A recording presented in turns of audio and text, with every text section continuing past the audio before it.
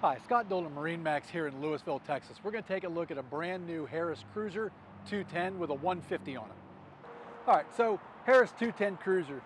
One of the first things people notice when they get on board this boat is even though the model says 21 foot, says 210, it's really about a 23.5 foot boat. It's bigger than what the model would lead you to believe it is. One of the things I like, nice tall bimini top, 12 foot long, so lots of shade, especially for a 21 foot boat. This one does have the LED lights or RGB lights in the cup holders and the seat bases.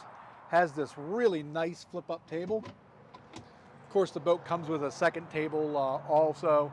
Simrad screen, new for this year, Wet Sounds audio, so it's got a really good stereo system.